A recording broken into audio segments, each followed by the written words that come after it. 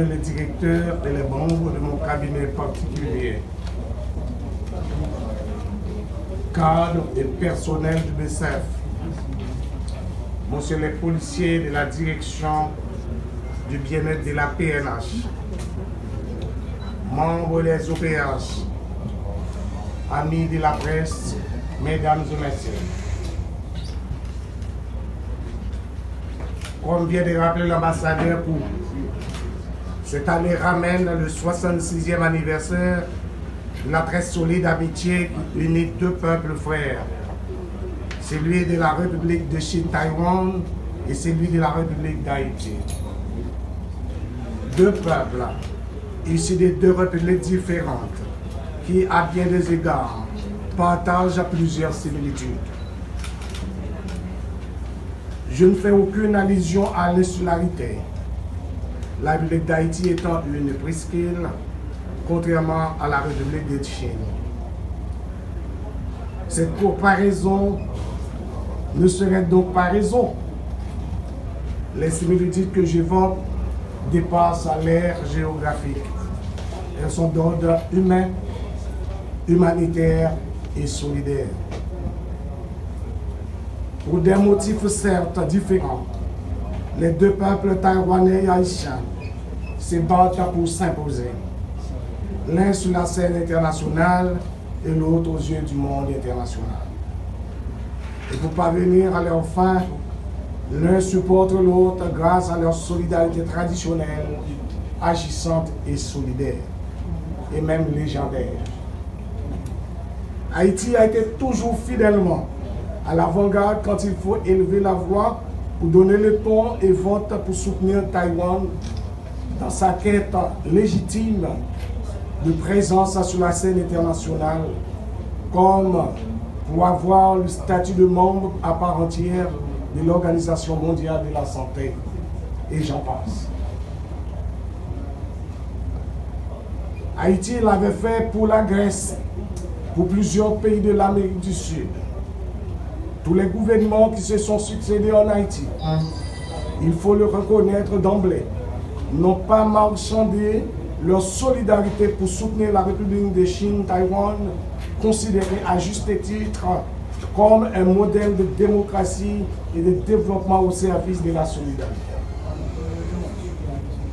À titre de rappel et d'exemple de développement solidaire, force est de constater que Taïwan est présente en Haïti dans le domaine de la santé. Son expertise avait aidé les autorités sanitaires d'Haïti à gérer la pandémie de Covid-19. La présence de Taïwan est aussi manifeste dans le domaine de l'agriculture, dans le département de l'Artibonite du Sud, du Nord-Est, pour un renforcement des capacités de la production rizicole. Taïwan intervient aussi dans le domaine de l'énergie électrique dans la région métropolitaine.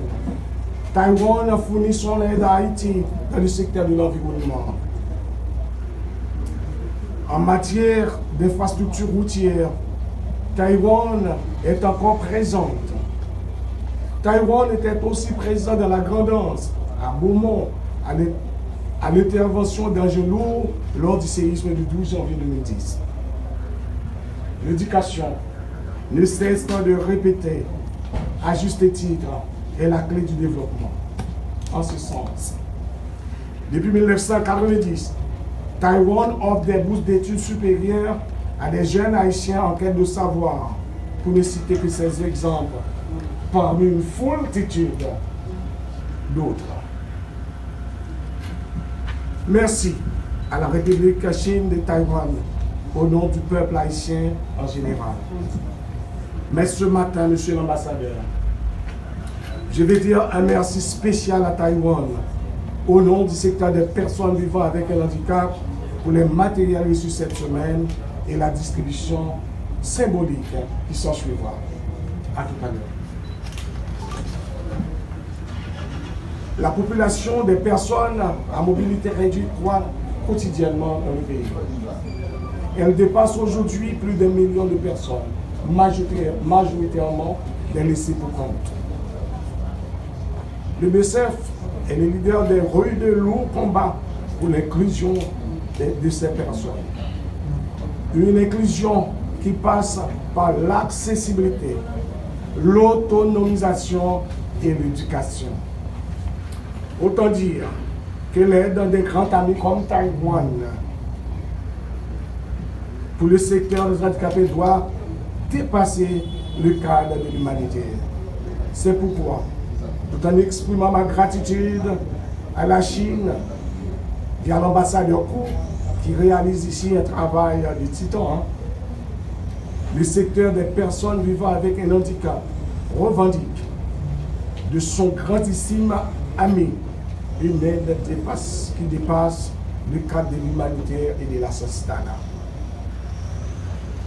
Ici, au BCF, chez les OPH, les cadres sont légion. Eux aussi sont prêts à être vos vicieux, monsieur l'ambassadeur. Nous misions sur Taïwan pour la matérialisation de certains pans de notre plan d'action qui sera soumis pour commentaire la semaine prochaine à nos amis. Donc, l'ambassade de la République de Chine est notre invité de marque. Vive la République taïwanaise, vive la République haïtienne, vive l'amitié haïtienne-taïwanaise. Merci.